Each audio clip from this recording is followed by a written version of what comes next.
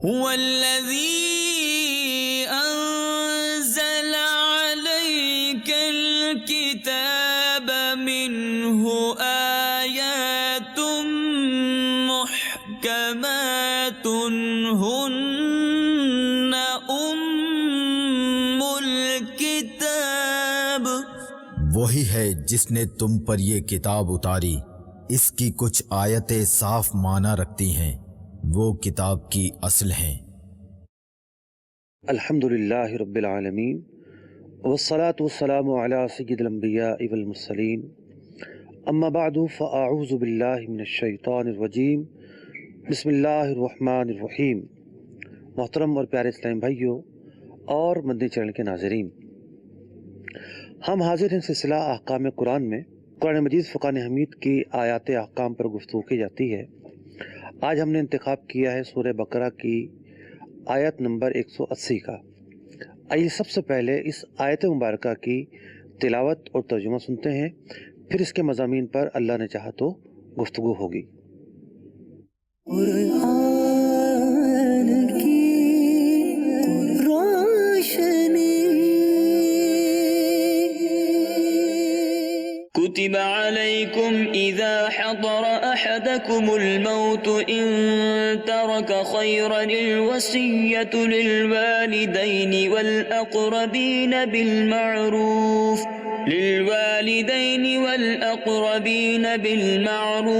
حقا على المتقين. تم پر فرض ہوا کہ جب تم میں کسی کو موت آئے اگر کچھ مال چھوڑے تو وصیت کر جائے اپنے ماں باپ اور قریب کے رشتہ داروں کے لیے موافق دستور، یہ واجب ہے پرہیزگاروں پر۔ آئیے سب سے پہلے یہ دیکھتے ہیں کہ اس آیت مبارکہ کے تحت آج جن نکات پر گفتگو کی جانی ہے وہ نکات کون سے ہیں۔ قرآن کی روشنی۔ آیت مبارکہ کے ضمن میں زیر بحث لائے جانے والے نکات۔ نمبر 1، مذکورہ آیت مبارکہ دو وجہ سے منسوخ ہے۔ نمبر 2، قرآن پاک میں لفظ خیر کم از کم 5 معنی میں استعمال ہوا ہے۔ نمبر 3، وصیت کی جائز اور ناجائز مختلف اقسام۔ نمبر 4، وصیت کے فضائل اور مواقع۔ نمبر 5، وصیت ایک بہتر معاشرتی حل ہے۔ میرے محترم اور پیارے اسلام بھائیوں اور مدنی چینل کے ناظرین، قرآن ایک سمندر ہے۔ قرآن علم کا اولین ماخذ ہے۔ اللہ تبارک و تعالیٰ نے قرآن مجید فرقان حمید میں بہت سارے احکام تدریجاً نازل فرمائے، یعنی کچھ احکام ایسے بیان کیے گئے، کچھ نازل کیے گئے، کچھ تفصیل کے ساتھ لازم کیے گئے، پھر کچھ اور تفصیل کے ساتھ لازم کر دیے گئے۔ بعض احکام ایسے ہیں کہ پہلے کچھ اور بیان کیے گئے، بعد میں ان کی جگہ پر دوسرے احکام بیان کر دیے گئے۔ تو قرآن مجید کے اندر نسخ بھی ہے، یعنی آیات ناسخ بھی ہیں اور منسوخہ بھی ہیں۔ ناسخ وہ ہوتی ہیں جو نئے حکم پر مشتمل ہوتی ہیں، اور منسوخ وہ ہوتی ہیں جو سابقہ حکم پر مشتمل ہوتی ہیں۔ بہت ساری آیت مبارکہ ان کا حکم تو منسوخ ہو چکا، لیکن اس کے باوجود ان کی تلاوت کی جاتی ہے، قرآن پاک کا حصہ ہیں، ان کا ترجمہ کیا جاتا ہے، ان کی تلاوت کر کے برکتیں حاصل کی جاتی ہیں، لیکن ان میں بیان کردہ حکم جو ہے اس پر عمل کرنا جائز نہیں ہوتا۔ آج جو آیت مبارکہ ہم نے شامل سلسلہ کی ہے، یہ ایسی ہی ایک آیت مبارکہ ہے جو منسوخ، یعنی جس کا جو حکم ہے وہ منسوخ ہے۔ پہلے یعنی اہل عرب کے اندر یہ معمول تھا کہ لوگ جب انتقال کا وقت قریب آنے لگتا تو اپنی من چاہی وصیت کیا کرتے تھے۔ آیات میراث اس وقت تک نازل نہیں ہوئی تھی، تو اللہ تبارک و تعالیٰ نے اس قوم کے اندر جو وصیت کا ایک رائج العمل طریقہ تھا، اس کے اندر بھی احسان سے کام لینے کا حکم ارشاد فرمایا۔ اب اس وصیت کے اندر احسان یہ ہو سکتا تھا کہ بجائے اس کے کہ یہاں اور وہاں وصیت کی جائے، اپنے والدین کو یاد رکھا جائے، قریبی لوگوں کو یاد رکھا جائے، اور اللہ تبارک و تعالیٰ نے اس آیت مبارکہ میں یہاں تک فرما دیا کہ حقاً علی المتقین، کہ ان سب چیزوں کا خیال وہی رکھیں گے کہ جو اہل تقوی ہیں۔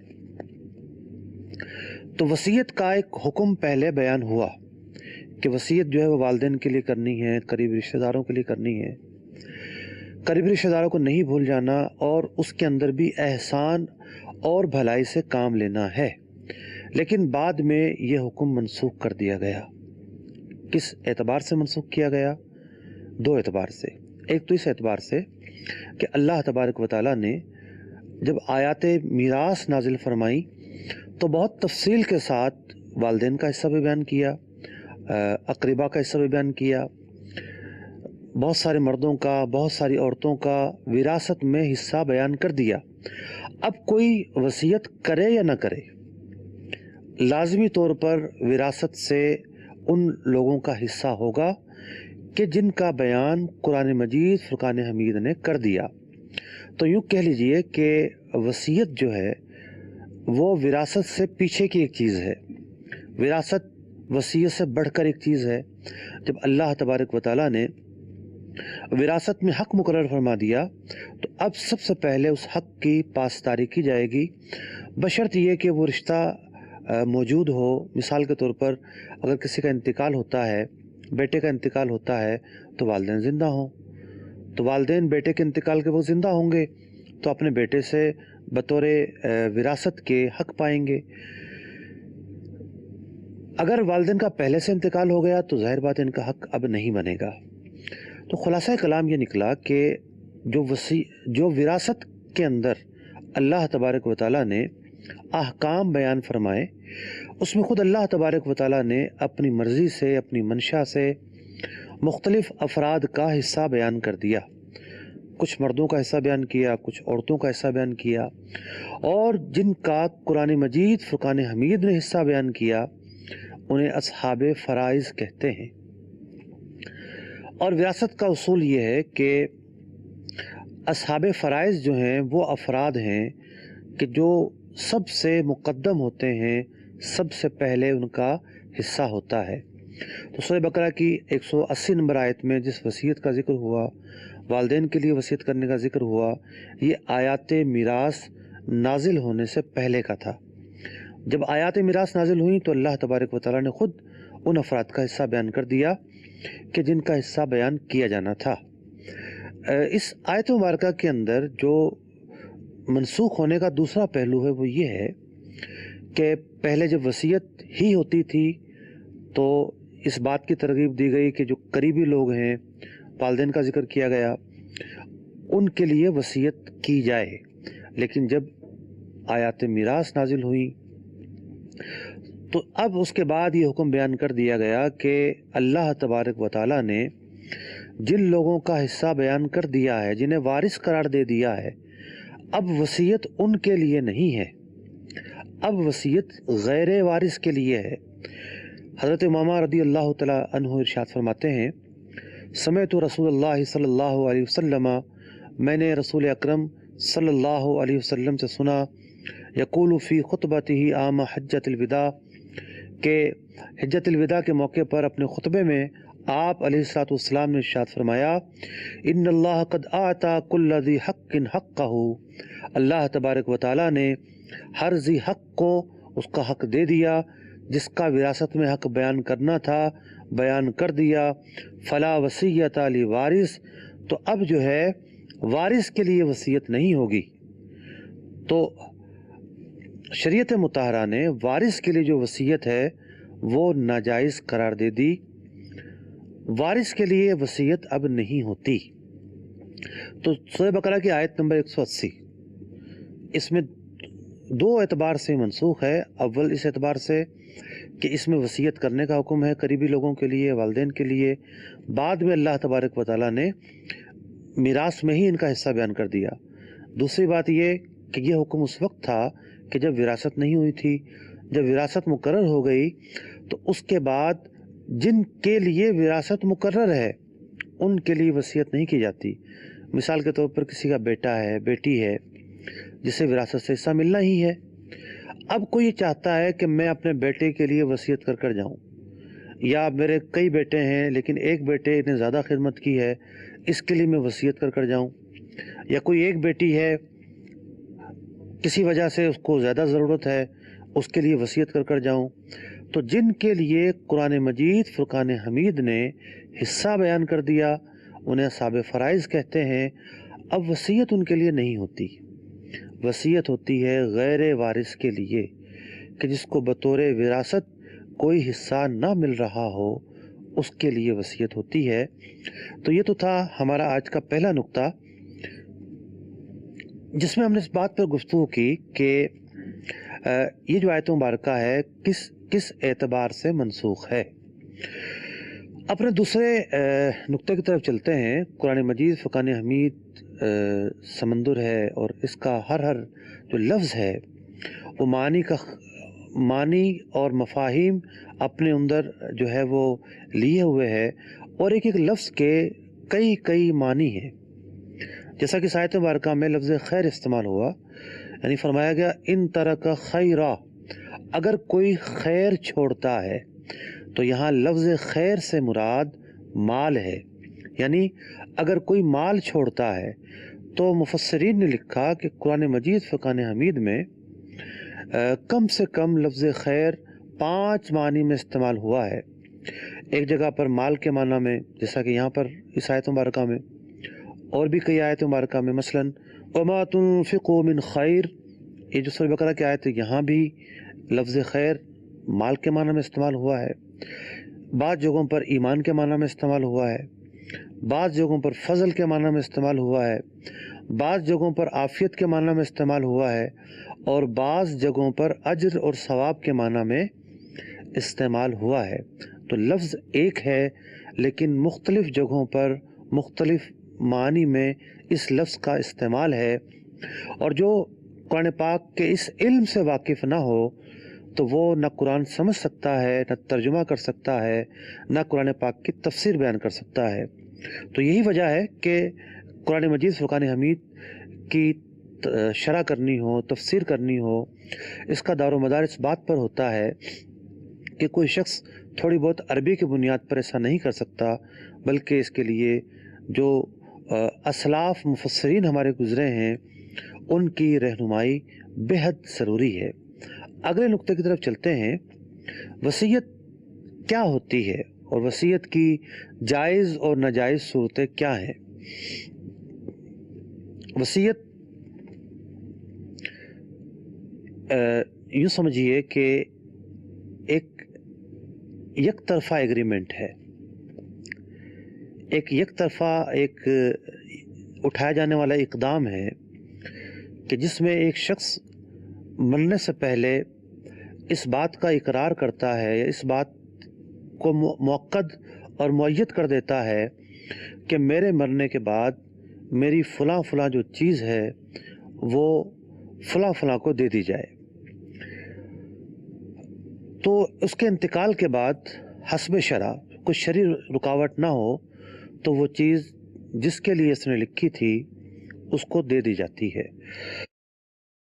وصیت کی 2 صورتیں ہیں. ایک وصیت وہ ہے کہ جو نافذ ہوتی ہے، ایک وصیت وہ ہے جو باطل ہوتی ہے. جیسا کہ میں نے عرض کیا کہ اپنے وارث کے لیے وصیت نافذ نہیں ہوتی، باطل ہوتی ہے. کوئی اس رشتہ دار کے لیے وصیت کر جاتا ہے کہ جس کو حسب قوانین وراثت میراث ملنی ہی ہے، تو اس کے لیے وہ وصیت نافذ نہیں ہوتی. ہاں اگر ورثہ بالغ ہیں اور تمام اس بات پر راضی ہیں کہ ٹھیک ہے ہمارے مرنے والے نے اسے دینا چاہیے، ہم اس بات پر راضی ہیں، تو گویا کہ پھر وہ اپنا حق چھوڑ رہے ہوتے ہیں. تو ایسی صورت میں اس وصیت کی بھی نافذ ہونے کی صورت بنتی ہے. اس کے علاوہ وصیت کی فقہا نے 4 اقسام بیان کی ہیں. ایک وہ وصیت جو واجب ہے، وصیت واجبہ. دوسری وصیت جو مباح ہو.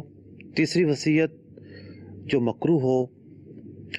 چوتھی وصیت جو مستحب ہو. وصیت واجبہ سے مراد یہ ہے کہ بندے کے اوپر جو اللہ تبارک و تعالیٰ کے حقوق باقی ہوں یا حقوق العباد باقی ہوں،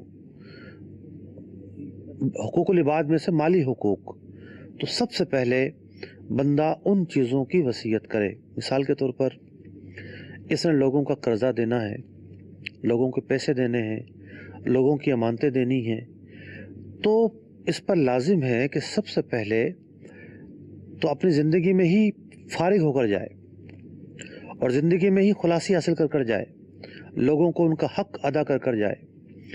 لیکن اگر ایسا ممکن نہیں ہے تب بھی وصیت کر جائے کہ میں نے فلاں کی جو یہ امانت، یہ قرضہ، یہ ادائیگیاں کرنی ہیں، اور حقوق العباد کا جہاں معاملہ ہے، جہاں بندوں کے مالی حقوق اس کے اوپر عائد ہیں اور اس کے ذمے پر موجود ہیں، تو وہاں یہ بھی ضروری ہو جاتا ہے کہ لوگوں کو گواہ بنا لے، تاکہ اس کے ورثہ کے لیے اعتراض نہ کریں کہ نہیں یہ جو وصیت ہے اس کا کوئی ثبوت نہیں اور اس سے کوئی بات نہیں، اور لوگوں کا حق مارا نہ جائے۔ تو سب سے پہلے وصیت کے اندر درجہ ہے ان امور کا، ان چیزوں کا جو بندے کے اوپر واجب الادا ہیں، بالخصوص جو لوگوں کے حقوق، مالی حقوق واجب الادا ہیں، تو ایسی وصیت کا کرنا واجب ہے۔ بعض اوقات ایسا ہوتا ہے کہ انسان کے پاس کیش پیسے نہیں ہوتے، یا ایسی روٹین ہوتی ہے کہ سامنے والے کے حوالے سے اطمینان ہوتا ہے کہ ٹھیک ہے یہ آہستہ آہستہ دے دیں گے، لیکن جیسے ہی بندے کا انتقال ہوا تو اس کی ساری پراپرٹی اب اس کی ملکیت سے نکل گئی۔ تو اب انتقال کے بعد سب سے پہلا مرحلہ یہ ہوتا ہے کہ تجہیز و تکفین کے اندر جو بھی خرچہ ہوتا ہے وہ پورا کیا جائے گا، پھر قرض کی ادائیگی کی جائے گی، پھر وصیت کی ادائیگی کی جائے گی، اور وصیت کی ادائیگی کے لیے ایک شرط یہ بھی ہے کہ 1/3 مال بطور وصیت خرچ ہو سکتا ہے، اس سے زیادہ خرچ نہیں ہو سکتا۔ اگر کوئی اپنا سارا مال، آدھا مال وصیت کے طور پر لکھ جائے تو وہ نافذ نہیں ہوتا، کیونکہ اس سے ورثہ کا حق متاثر ہوتا ہے۔ وہی وصیت نافذ ہوتی ہے جو 1/3 مال پر مشتمل ہوتی ہے۔ تو وصیت کی پہلی صورت تو یہ ہے کہ جو اس کے ذمہ حقوق ہیں ان کے تعلق سے وصیت کر جائے۔ حقوق کا دوسرا درجہ ہے حقوق اللہ۔ مثال کے طور پر اس نے زکوٰۃ ادا نہیں کی، اس کے ذمہ باقی تھی، اس پر حج فرض تھا، حج بدل کی وصیت کر جائے، نمازوں کی فدیے کی، روزے کی فدیے کی وصیت کر جائے، تو یہ وہ وصیت ہے کہ جس کا تعلق اولین مرحلے سے ہے۔ وصیت کا دوسرا درجہ ہے مباح وصیت، یعنی مثال کے طور پر اس کا کوئی دوست ہے اور وہ خود بھی کھاتا پیتا آدمی ہے، فقیر نہیں ہے، محتاج نہیں ہے، لیکن یہ اس کے لیے وصیت کرنا چاہتا ہے، جائز ہے۔ لیکن اگر یہ وصیت فقراء کے لیے، مساکین کے لیے، امور خیر کے لیے کی جاتی تو یہ مستحب کہلاتی، لیکن اغنیاء کے لیے وصیت کرنا 1/3 کے اندر رہتے ہوئے بہرحال یہ بھی مباح ہے، جائز ہے، اسے ناجائز نہیں کہا جا سکتا۔ وصیت کی تیسری قسم وہ ہے جسے فقہاء نے مکروہ قرار دیا، یعنی گناہ کا کام قرار دیا۔ یعنی اگر اسے ظن غالب ہے کہ جن لوگوں کے لیے میں وصیت کر رہا ہوں یہ گناہ پر خرچ کریں گے، عیاشیوں میں اڑا دیں گے، تو لازم ہے کہ ایسے لوگوں کے لیے وصیت نہ کی جائے۔ وصیت کی جو چوتھی قسم ہے، چوتھی قسم وصیت مستحبہ، یعنی غرباء کے لیے، فقراء کے لیے، مساکین کے لیے، چیریٹی کے لیے، امور یعنی یہ جو رفع امہ کے کام ہیں ان کے لیے، ان چیزوں کے لیے وصیت کر جانا یہ مستحب ہے۔ تو وصیت کا فلسفہ یہ ہے کہ ایک انسان جو ہے وہ یہ سوچتا ہے کہ میں نے بہت کچھ دنیا میں اپنے لیے کیا ہے، میں کیوں نہ ان لوگوں کے لیے کر جاؤں کہ بظاہر ان سے میرا کوئی تعلق نہیں ہے، لیکن مجھے ان کے لیے کچھ کر کے جانا چاہیے۔ تو شریعت نے یہاں بھی باؤنڈیشن رکھی ہے، یہاں بھی ایک قید رکھی ہے کہ ٹھیک ہے اس کا اپنا مال تھا، یہ وصیت کرنا چاہتا ہے، لیکن اس بات کی اجازت نہیں ہے کہ سارا مال ہی وصیت کر جائے، صرف 1/3 کے اندر وصیت کر سکتا ہے، اس سے زیادہ وصیت نہیں کر سکتا۔ اگلے نقطے کی طرف چلتے ہیں کہ وصیت کے فضائل اور مواقع، کہ وصیت کے کیا فضائل ہیں اور کیا مواقع ہیں۔ بات یہ چل رہی تھی کہ ایک آدمی کتنی وصیت کر سکتا ہے۔ بخاری مسلم میں ایک حدیث پاک حضرت سعد بن ابی وقاص رضی اللہ تعالیٰ عنہ فرماتے ہیں کہ میں فتح مکہ کے سال اس قدر بیمار ہوا کہ موت کے قریب ہو گیا۔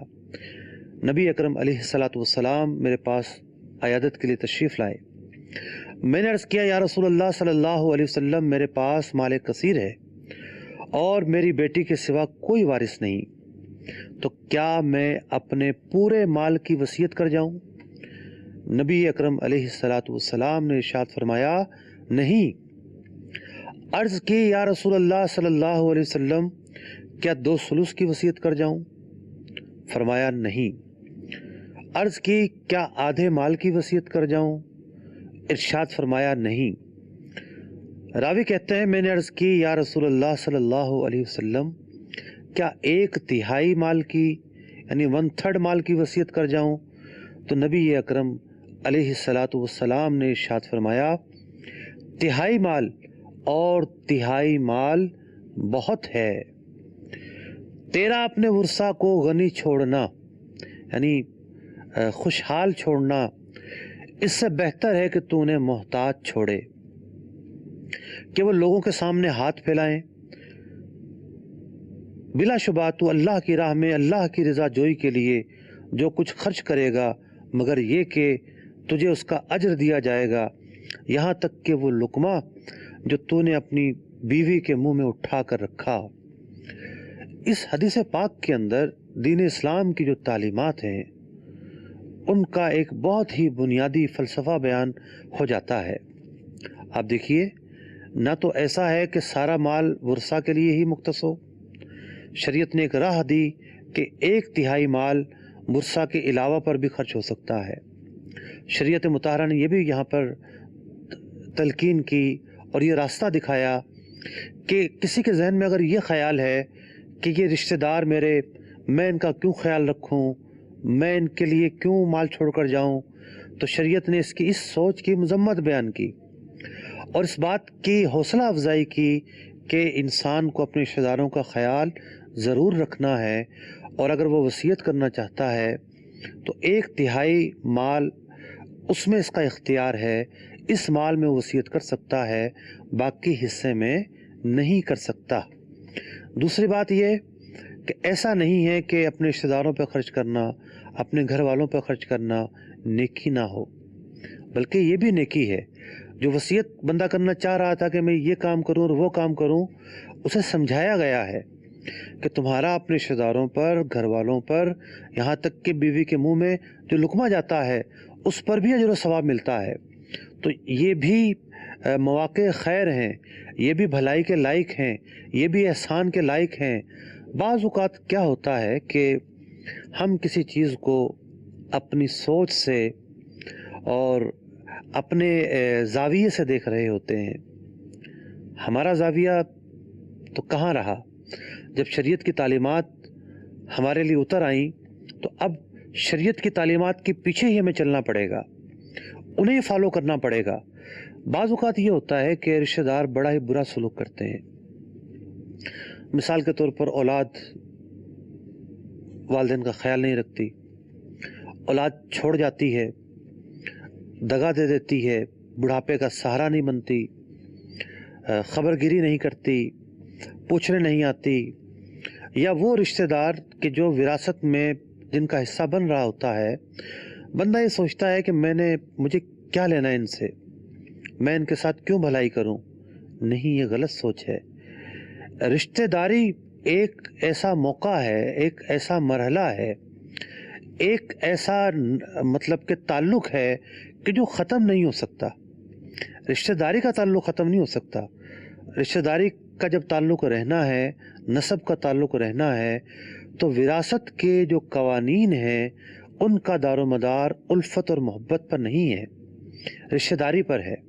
یعنی ویسے تو رشتہ داری کے اندر الفت و محبت ہوتی ہے، لیکن اگر کوئی مثال کے طور پہ بیٹا والد سے جو ہے وہ بالکل ہی باغی ہو چکا ہے، یا کوئی بیٹی ایسی ہے جو نافرمان ہو چکی ہے، یا بیوی ایسی ہے کہ شوہر کی کوئی خدمت نہیں کی، تو یہ نہیں کہا جائے گا کہ جناب اب وراثت میں اس کا حصہ نہیں ہے۔ دو طرح کے معاملات اللہ تبارک و تعالیٰ نے ہمارے لیے رکھے ہیں۔ ایک وہ معاملات جو اس دنیا کے اعتبار سے ہیں، جو ظاہری اعتبار سے ہیں، اور ایک وہ ہیں جو آخرت کے اعتبار سے ہیں۔ اگر کوئی کسی رشتہ دار کے ساتھ بھلائی سے پیش نہیں آتا، برا سلوک کرتا ہے، بیوی شوہر کے حق کو ادا نہیں کرتی، اولاد والد کے حق کو ادا نہیں کرتے یا والدین کے حق کو ادا نہیں کرتے، تو انہیں قیامت کے دن جواب دہ ہونا پڑے گا۔ ایسا نہیں ہے کہ انہیں مطلب کہ کھلی چھوٹ ہے جو چاہے کریں، لیکن وراثت کی جو بنیاد ہے وہ رشتہ داری پر ہے۔ اصحاب فرائض کے لیے جو حصہ قرآن پاک نے بیان کر دیا وہ حصہ انہیں ضرور ملے گا، اور کوئی یہ سوچتا ہے کہ نہیں میری خدمت نہیں کی تو میں محروم کر دوں انہیں، یہ سوچ درست نہیں ہے۔ یہ دنیا کا ایک نظام ہے، اللہ تبارک و تعالیٰ نے ہمیں عطا فرمایا ہے، ہمیں اسی کو فالو کرنا پڑے گا۔ ہمیں اتنا اختیار دیا ہے کہ 1/3 مال کے اندر ہم اپنی رائے مسلط کر سکیں، اپنی رائے کو اختیار کر سکیں، اپنی رائے کو ترجیح دے سکیں، اس کے علاوہ ہمیں اختیار نہیں ہے۔ تو یوں وراثت اس لیے وصیت کی طرف جانا اور اس لیے سارا مال کہیں اور خرچ کرنا کہ وارث محروم ہو جائے، شریعت مطہرہ نے اس کی مذمت بیان کی ہے۔ وارث کو محروم کرنے کے لیے اپنے مال کو خرچ کرنا یا پورے مال کی وصیت کرنا یہ ہرگز جائز نہیں ہے۔ بہت ساری شریعت مطہرہ کی تعلیمات ایسی ہیں کہ نبی اکرم علیہ الصلوۃ والسلام نے ہمارے معاشرے کے اندر جو بہتری ہے اس کے حوالے سے ہمیں ارشاد فرمائے ہیں۔ جیسا کہ حدیث پاک میں ہے، نبی اکرم علیہ الصلوۃ والسلام نے ارشاد فرمایا کہ مرد و عورت اللہ عز و جل کی اطاعت و فرمانبرداری 60 سال تک کرتے ہیں، یعنی بطور مبالغہ کا بیان کیا کہ کچھ لوگ وہ ہوتے ہیں کہ جو 60 سال تک اللہ تعالیٰ کی اطاعت میں، فرمانبرداری میں زندگی گزار رہے ہوتے ہیں، پھر جب ان کے موت کا وقت قریب آ جاتا ہے تو وہ وصیت کے اندر ضرر پہنچاتے ہیں رشتہ داروں کو، تو فرمایا ان کے لیے دوزخ کی آگ واجب ہو جاتی ہے۔ تو ایسا نہیں ہے کہ ہم کئی اعتبار سے اپنے مال کے مالک ہیں لیکن کئی اعتبار سے مال کے مالک نہیں ہیں۔ آپ دیکھیں سانس جیسے بند ہوتا ہے ورثہ اس کے مالک ہو جاتے ہیں، تو اب کوئی یہ سمجھے کہ نہیں ورثہ مالک نہ ہو تو یہ اللہ تبارک و تعالیٰ کے بنائے ہوئے نظام سے تصادم ہے۔ ایک مسلمان تصادم پر نہیں اترتا، اپنی خواہشات کو تابع کرتا ہے، اپنی خواہشات کو اللہ تبارک و تعالیٰ کی اطاعت اور فرمانبرداری کے تابع رکھتا ہے۔ تو نبی اکرم علیہ الصلوۃ والسلام نے مذمت ارشاد فرمائی، اور اس کے بعد آپ نے ایک آیت مبارکہ پڑھی، من بعد وصیۃ یوصی بہا او دین غیر مضار، کہ یہ لوگ ہیں یہ عمل کرتے ہیں اس کے بعد وصیت پر، اور ایسی وصیت کہ جس کے اندر کسی قسم کے ضرر کا پہلو نہیں ہوتا۔ طویل آیت نبی اکرم علیہ السلام نے تلاوت فرمائی، کچھ حصہ میں نے آپ کے سامنے بیان کیا ہے۔ نبی اکرم علیہ السلام نے ارشاد فرمایا، جو شخص اپنے وارث کی میراث کاٹے اللہ تبارک و تعالی قیامت کے دن جنت سے اس کی میراث کو کاٹ دے۔ تو دیکھا آپ نے مذمت بیان کی گئی ان لوگوں کی کہ جو اپنے کسی وارث کو نہ دینے کے لیے وصیت کرنا چاہتے ہیں۔ اب دیکھیے کیسا پاکیزہ نظام ہے، اگر کوئی شخص یہ وصیت کرتا ہے بالفرض کہ میری ساری پراپرٹی مسجد کی ہے، مدرسے کی ہے، شریعت کہتی ہے کہ ایسی وصیت پر عمل کرنا جائز نہیں ہے، صرف اسی وقت جائز ہے کہ 1/3 جو اس نے وصیت کی ہے اس میں سے 1/3 خرچ کیا جائے گا، باقی ورثہ کا ہوگا۔ ورثہ کا جو حق ہے وہ نہیں مارا جا سکتا، وہ ختم نہیں کیا جا سکتا۔ اگلے نقطے کی طرف چلتے ہیں۔ وصیت ایک بہترین معاشرتی حل ہے۔ ہم دیکھتے ہیں کہ شریعت ایک نظام کا نام ہے، دین اسلام ایک مکمل ضابطہ حیات ہے، ایک ایسا نظام ہے جس نے ہمیں انفرادی حیثیت سے زندگی گزارنا ہمارے لیے آسان کیا، اور جو ہمارا معاشرہ ہے اور جو ہماری ایک اجتماعی زندگی ہے اس اجتماعی زندگی میں بھی شریعت مطہرہ قدم قدم پر ہماری رہنمائی کرتی ہے۔ شریعت مطہرہ نے ہمیں بہت سارے امور دیے، بہت سارے نظام دیے، بہت سارے طریقے دیے، مختلف مطلب کہ زندگی کے حصوں میں ہم ان پر عمل کرتے ہیں۔ وصیت ایک ایسا ہی طریقہ ہے جس میں ایک انسان یہ کہتا ہے کہ میرے مرنے کے بعد میرے مال کا اتنا حصہ فلاں فلاں کو دے دیا جائے۔ ایک بات تو کلیئر ہوئی کہ وارث کے لیے وصیت نہیں ہوتی، جس کو بطور وراثت نہیں مل رہا ہوتا اس کے لیے وصیت ہوتی ہے۔ وہ اس کے محلے کے غریب افراد بھی ہو سکتے ہیں، اس کے دور کے رشتہ دار بھی ہو سکتے ہیں، مسجد بھی ہو سکتی ہے، مدرسہ بھی ہو سکتا ہے، چیریٹی کے کام بھی ہو سکتے ہیں جہاں مسلمانوں کو فائدہ پہنچتا ہو۔ تو وصیت جو ہے وہ فلاح اور بہبود کے لیے ایک بہت ہی مؤثر چیز ہے، ہمارے معاشرے کی ترقی کے لیے ایک بہت ہی مؤثر چیز ہے۔ اور کئی ایسے مواقع ہوتے ہیں کہ بعض رشتہ دار ایسے ہوتے ہیں کہ جن کو وراثت سے حصہ نہیں مل رہا ہوتا۔ مثال کے طور پر اگر بیٹا موجود ہے تو پوتے کا حصہ نہیں ہوتا۔ اب بڑی ہی دلچسپ صورتحال پیش آتی ہے کہ مثال کے طور پر زید کا انتقال ہوا، اس کے 4 بیٹے تھے، اور ایک بیٹے کا انتقال زید کی زندگی میں ہی ہو گیا تھا۔ مثال کے طور پر اس بیٹے کا نام بکر تھا، بکر کا انتقال زید کی زندگی میں ہو گیا، تو اب وراثت تو اس کے لیے ہے نہیں۔ اگر بکر زندہ ہوتا، زید کی موجودگی میں زید کا انتقال ہوتا اور وہ زندہ ہوتا بکر، تو وراثت میں اس کو حصہ ملتا۔ بکر بعد میں انتقال کر جاتا تو اس کی جو اولاد ہے، بیوی بچے، ان کو حصہ ملتا۔ لیکن اگر زید کی زندگی میں اس کا بیٹا ایک بکر انتقال کر جاتا ہے، اس کے یتیم بچے بھی ہیں، لیکن زید کے 3 اور بیٹے بھی ہیں، تو اب وراثت کے قوانین یہ کہتے ہیں کہ جب بیٹے موجود ہیں تو بیٹوں کی موجودگی میں پوتے کو حصہ نہیں مل سکتا، اور اس بیٹے کو کوئی حصہ نہیں ملے گا۔ یہ وراثت کے قوانین ہیں، یہ وہ قوانین ہیں جو ہمارے فقہا نے بہت تفصیل کے ساتھ بیان کیے ہیں۔ اب اس بات میں کوئی شک نہیں ہے کہ یہ جو بیٹے ہیں جو زندہ ہیں، جو روبو صحت ہیں، عام طور پہ یہ ہوتا ہے کہ ایک بندہ جب زندہ ہوتا ہے تو صحت کے ساتھ بھی ہوتا ہے، بیمار بھی ہو سکتا ہے۔ تو یہاں ایک منظر کشی میں کر رہا ہوں کہ یہ زندہ ہیں، کما سکتے ہیں، اپنے مطلب کہ بال بچوں کی پرورش کر سکتے ہیں، اس کے باوجود ان کو وراثت سے حصہ ملا۔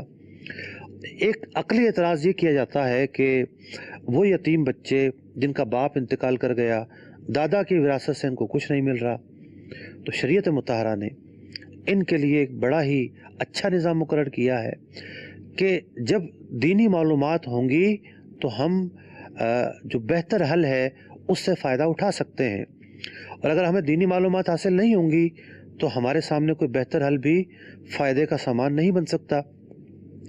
حل اس کے لیے شریعت مطہرہ نے یہ دیا ہے کہ دادا کو یہ چاہیے کہ جب ایسی صورتحال ہے کہ رشتہ داروں کی یہ پوزیشن ہے کہ اس کے بیٹے کو جو ہے وہ حصہ جو ملنا تھا وہ تو اب نہیں ملے گا، اس کا انتقال پہلے ہی ہو گیا، اور اس کی وجہ سے جو اس کے بچے ہیں یا بہو ہے ان کو بھی کوئی حصہ نہیں ملے گا، تو وہ ان کے لیے 1/3 میں سے وصیت کر جائے کہ بھئی بطور وراثت تو ان کو کچھ نہیں مل رہا، لیکن اتنے فیصد سے جو 1/3 کے اندر ہو، میرے مرنے کے بعد میرے مال کا اتنا حصہ ان کو دے دیا جائے۔ تو یہ ایک طریقہ ہے ان افراد کی مالی معاونت کا، مالی طور پر ان کے مددگار بننے کا، وصیت کے ذریعے ان کی خبرگیری کرنا ممکن ہے۔ اسی طریقے سے بیٹی کا انتقال ہو جاتا ہے زندگی میں، اس کے بھی اگر بچے ہیں ان کے لیے بھی وصیت کی جا سکتی ہے۔ تو وہ افراد کہ جن کو بطور وراثت کچھ نہیں مل رہا ان کے لیے وصیت کی جا سکتی ہے۔ اسی طریقے سے امور خیر ہیں، رفع امہ کے کام ہیں، مسجد مدرسہ ہے۔ بندہ جو ہے وہ بعض اوقات بہت کچھ سوچتا ہے، بہت کچھ کرنا چاہتا ہے کہ میں نیکی میں حصہ لوں، میں بہت سارے لوگ دین کی خدمت کرتے ہیں، دین کی خدمت میں مشغول عمل رہتے ہیں، میں بھی کچھ حصہ ملاؤں، لیکن زندگی کی گاڑی اتنی تیز ہوتی ہے کہ وہ حصہ نہیں ملا پاتا۔ پھر ایک ایسا موقع آتا ہے کہ وہ سوچتا ہے کہ میرے رشتہ دار بھی امیر ہیں، غنی ہیں، میرے بال بچے بھی امیر ہیں، غنی ہیں، اور وراثت سے انہیں بہت کچھ مل جائے گا، اگرچہ کہ غنی ہے پھر بھی بہت کچھ مل جائے گا وراثت سے۔ تو اس کے لیے ایک موقع ہوتا ہے کہ وہ 1/3 حصے کے اندر اگر وصیت کر جائے، لیکن وصیت اسی وقت کارگر ہوگی، اسی وقت مؤثر ہوگی جب اس کے الفاظ ایسے ہوں گے کہ جو وصیت پر مشتمل ہوں۔ علماء سے رہنمائی لے لی جائے کہ وصیت کن الفاظوں سے ہوتی ہے، وصیت کا ڈاکومنٹ کیسے بنتا ہے، وصیت کو قانونی حیثیت کیسے دی جاتی ہے۔ یہ نہ ہو کہ وصیت تو کر دی جائے، بعد میں ورثہ کسی کو پاس سے کھڑا نہ ہونے دیں۔ تو وصیت کی جو تقاضے ہیں وہ دنیا میں بندہ پورے کر جائے اور کسی نیک مقصد کے لیے اپنا پیسہ جو ہے وہ مختص کر کر چلا جائے، تو یقینی طور پر اس کے مرنے کے بعد وہ پیسہ صدقہ جاریہ کا سامان بن سکتا ہے۔ دو ایسے اسباب ہیں کہ جن کے ذریعے بندہ اس طرح کے کاموں میں حصہ لے سکتا ہے۔ ایک ہے وقف کرنا، وقف اپنی زندگی میں ہوتا ہے۔ کوئی بندہ اپنی زمین، اپنی کوئی دکان، کوئی مکان کسی مسجد کے لیے، مدرسے کے لیے، یتیموں کے لیے، بھوکوں کو کھانا کھلانے کے لیے، غرباء اور فقراء کے علاج معالجے کے لیے مختص کر دیتا ہے۔ تو اس کے دو طریقے ہوتے ہیں وقف کے بھی۔ ایک یہ ہوتا ہے کہ بھئی یہ میرا مکان ہے یا میری دکان ہے یا پراپرٹی ہے، یہ وقف اس طور پر ہے کہ اس کی جو آمدنی اور کرایہ ہے یہ جاتا رہے گا اس مد کے اندر، تو یوں وقف ہوتا ہے، وقف اپنی زندگی میں ہوتا ہے۔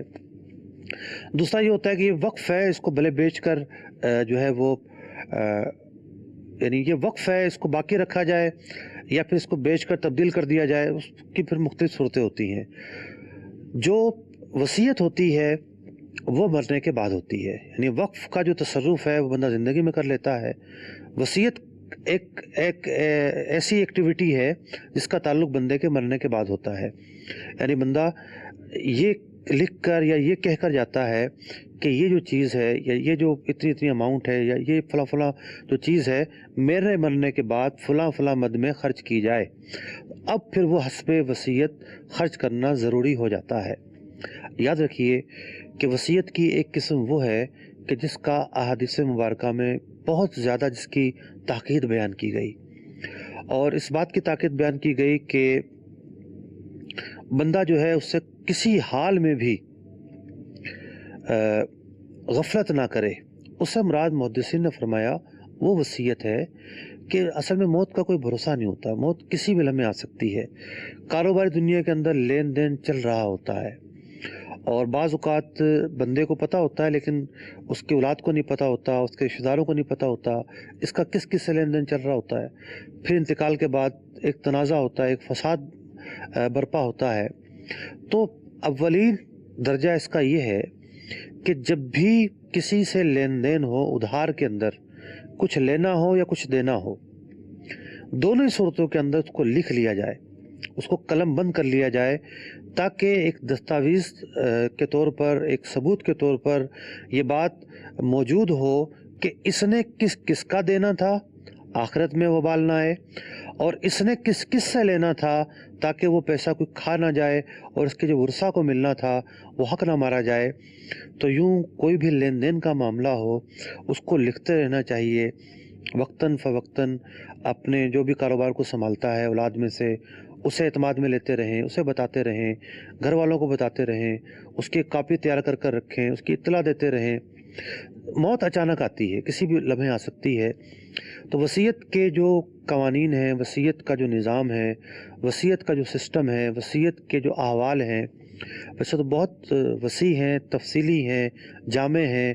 ایک ان کا اجمالی تعارف، تھوڑا سا خلاصہ آج سورہ بقرہ کی آیت نمبر 180 کے تحت میں نے آپ کے سامنے بیان کرنے کی کوشش کی ہے۔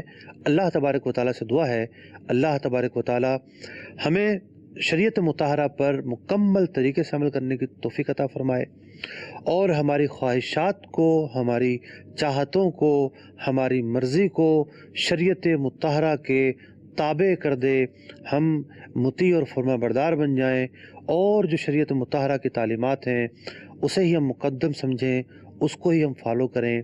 آمین بجاہ النبی الامین صلی اللہ تعالی علیہ وسلم۔ هو الذي أنزل عليك الكتاب منه آيات محكمات هن أم الكتاب۔ وہی ہے جس نے تم پر یہ کتاب اتاری، اس کی کچھ آیتیں صاف معنی رکھتی ہیں، وہ کتاب کی اصل ہیں۔